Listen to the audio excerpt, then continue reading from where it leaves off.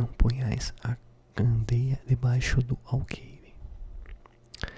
Candeia sob o alqueire, porque fala Jesus por parábolas, não vedes ter com os gentios, não sois os que gostam da saúde, que precisam de médico, a coragem e a fé, carregar sua cruz, quem quiser salvar a vida, perdê-la.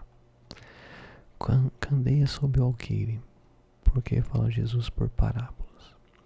Ninguém acende uma candeia para pô-la debaixo do alqueire. Põe-na ao contrário sobre o candeeiro, a fim de que ilumine a todos os que estão na casa.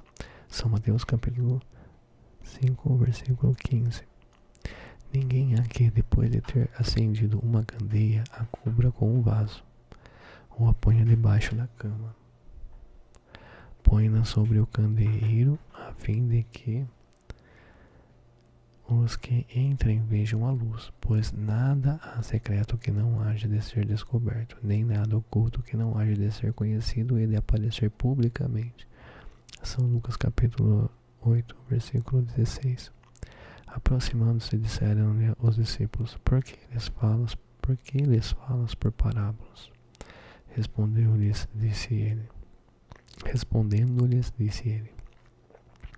É porque a vós outros foi dado conhecer os mistérios do reino dos céus, mas a eles isso não lhes foi dado, porque aquele que já tem, mais se lhe dará, e ele ficará na abundância. Aquele, entretanto, que não tem, mesmo o que tem se lhe tirará.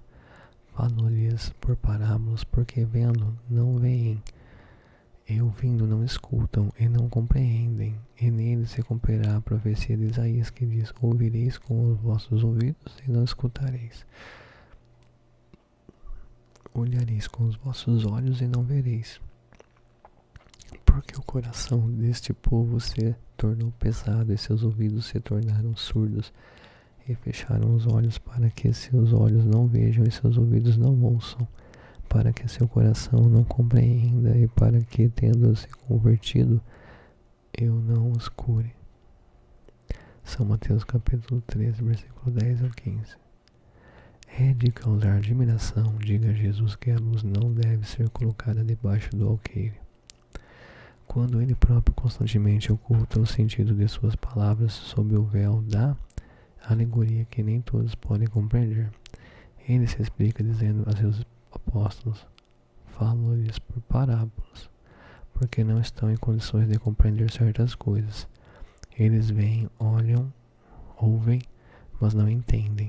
Fora, pois, inútil tudo dizer-lhes por enquanto. Digo, porém, a vós, porque dado vos foi compreender estes mistérios. Procedia, portanto, com o povo, como se faz com crianças cujas ideias ainda se não desenvolveram. Desse modo, indica o verdadeiro sentido da sentença: não se deve pôr a candeia debaixo do alqueire, mas sobre o candeeiro, a fim de que todos os que entrem a possam ver. Tal sentença não significa que se deva revelar inconsideradamente todas as coisas. Todo o ensinamento deve ser proporcionado à inteligência daquele a quem se queira instruir, porquanto há pessoas a quem uma luz por demais viva deslumbraria sem esclarecer. Dá-se com os homens em geral o que se dá em particular com os indivíduos. As gerações têm sua infância, sua juventude e sua maturidade. Cada coisa tem de vir na época própria. A semente lançada à terra fora da estação não germina, mas o que a prudência manda calar, momentaneamente, cedo ou tarde, será descoberto, porque chegados a certo grau de desenvolvimento, os homens procuram por si mesmos a luz viva. Pesa-lhes a obscuridade, tendo-lhes Deus outorgado a inteligência para compreenderem e se guiarem por entre as coisas da terra e do céu. Eles tratam de raciocinar sobre sua fé, então, que não se deve pôr a candeia debaixo do alqueire, visto que sem a luz da razão desfalece a fé. Se, pois, em sua previdente sabedoria, a providência só gradualmente revela as verdades, É claro que a desvenda a proporção que a humanidade se vai mostrando amadurecida para as receber. Ela as mantém de reserva e não sob o alqueire.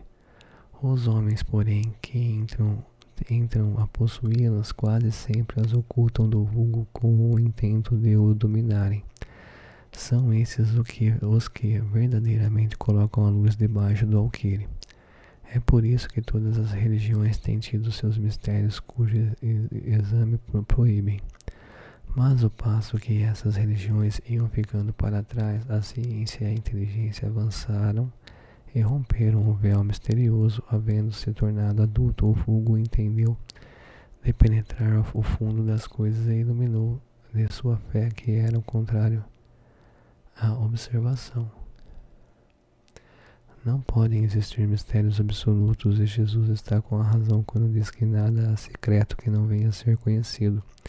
Tudo que se acha oculto será descoberto um dia, o que o homem ainda não pode compreender será sucessivamente desvendado em mundos mais adiantados.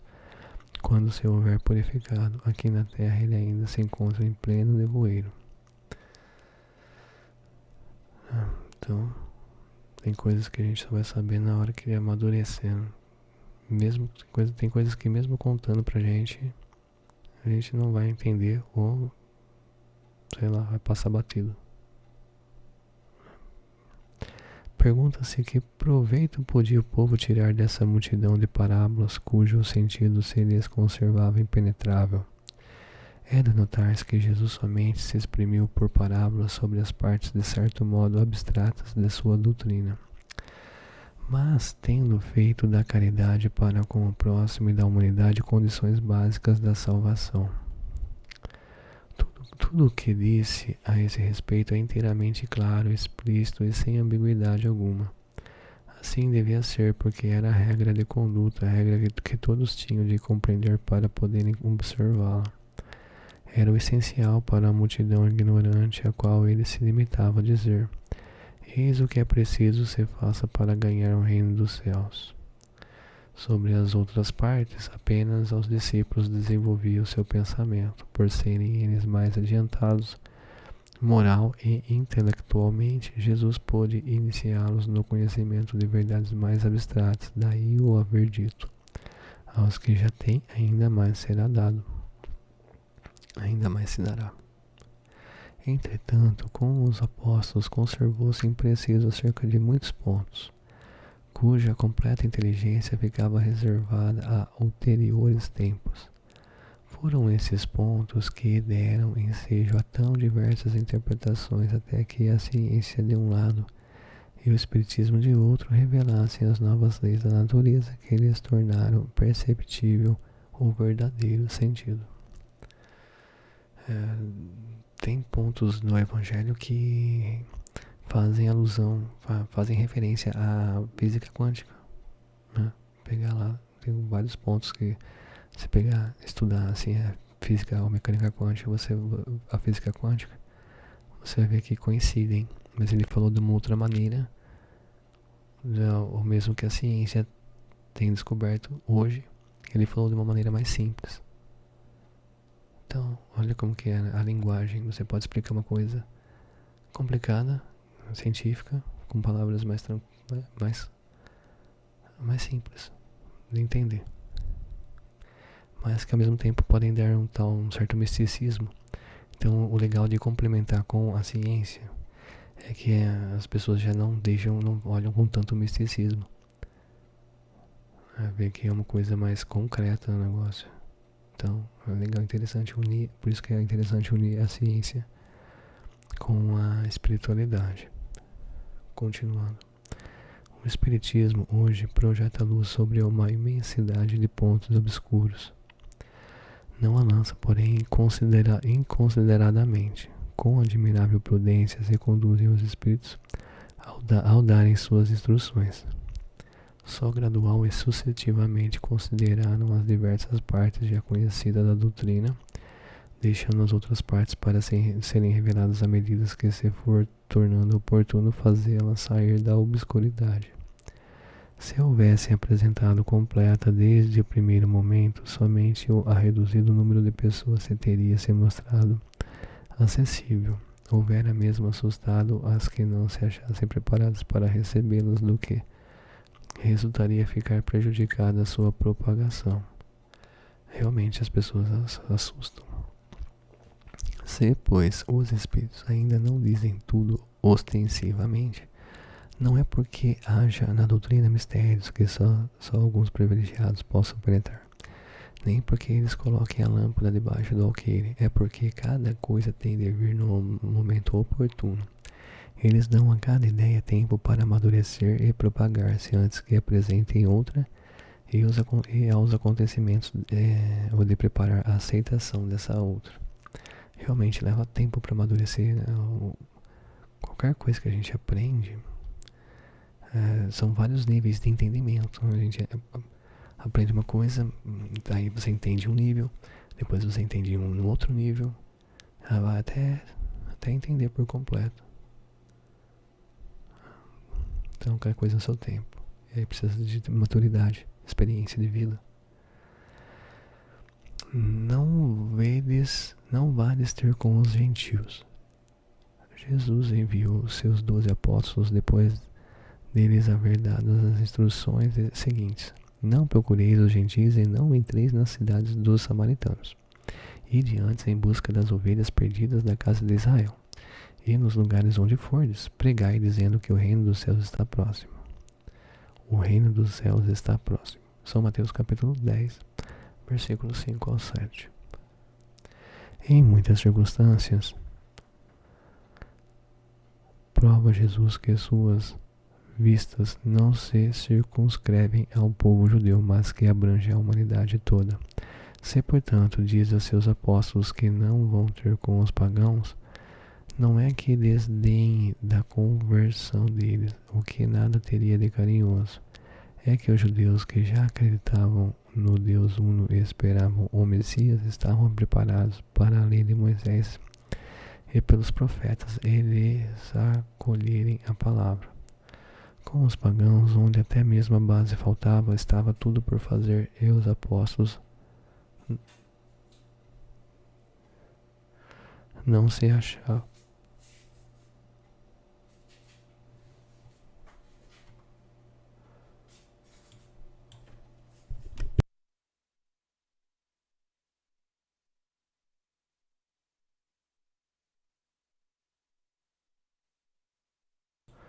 Muito bem, continuando aqui, tive que dar um pause, mas acho que dá pra terminar, tô no finalzinho, né?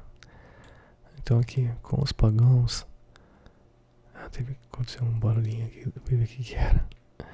Com os pagãos, onde até mesmo a base faltava, estava tudo por fazer, e os apóstolos não se achavam ainda bastante esclarecidos para toda pesada tarefa. Foi por isso que eles disseram: ide em busca das ovelhas transviadas de Israel, isto é, e de semear o terreno já arroteado. Já sabia que a conversão dos gentios se daria a seu tempo. Mais tarde, com efeito, tô dando risada aqui porque aconteceram umas coisas aqui. Mais tarde, com efeito, os apóstolos foram plantar a cruz no centro mesmo do paganismo. Então é legal aqui, né? Ele fala pro pessoal não ir lá com os gentios, não é porque ele não gosta deles, é porque não estava no tempo deles, estava muito cru ainda para receber essas notícias do evangelho naquele tempo. Essas palavras podem também aplicar-se aos adeptos e aos disseminados do espiritismo, os incrédulos sistemáticos, os zombadores obstinados. Os adversários interessados são para eles o que eram os gentios para os apóstolos, que, pois, a exemplo destes, procurem primeiramente fazer prosélitos entre os de boa vontade, entre os que desejam luz, nos quais um germe fecundo se encontra e cujo número é grande. Sem perderem tempo com os que não querem ver, nem ouvir, e tanto mais resistem por orgulho. Quanto maior for a importância que se pareça ligar a sua conversão, mais vale abrir os olhos a cegos que desejam ver claro do que a um só que se compraza na treva, porque assim, procedendo em maior proporção, se aumentará o número dos sustentadores da causa. Deixar tranquilos os outros não é dar mostra de indiferença, mas de boa política. Chegar-lhes a vez quando estiverem dominados pela opinião geral e ouvirem a mesma coisa incessantemente repetida ao seu redor. Aí julgarão que aceitam voluntariamente, por impulso próprio, a ideia de não pôr pressão de outrem.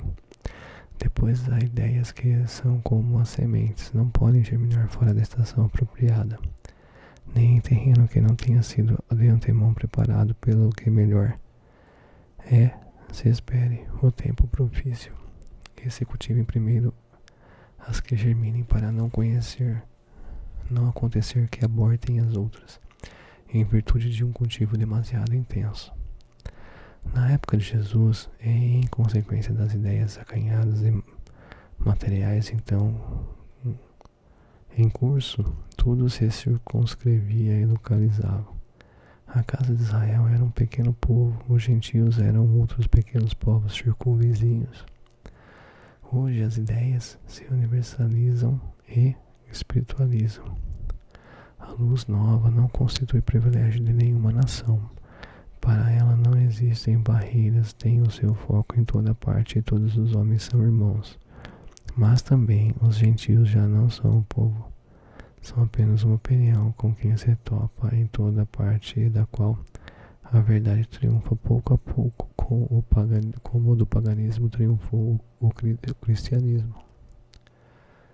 Já não são combatidos com armas de guerra, mas com a força da ideia. E aqui eu encerro a parte 1 do capítulo 24.